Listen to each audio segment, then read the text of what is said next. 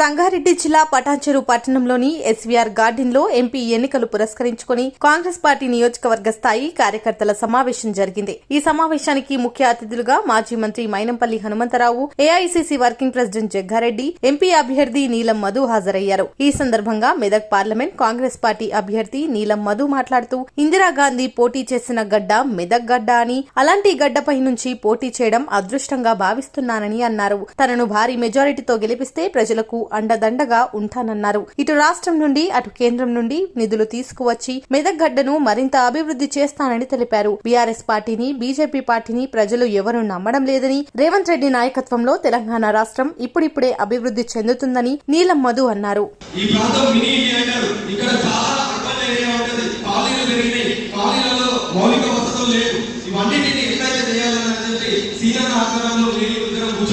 ప్రతి వారం రోజులకు ఒకసారి పటాన్చెరు కాన్స్టిట్యూన్సీ తిరిగి అక్కడ ఏ గ్రామంలో ఏ సమస్యలు ఉన్నా కూడా అవి ఇద్దరు కలిసి నెరవేరుస్తామని తెలియజేస్తున్నా.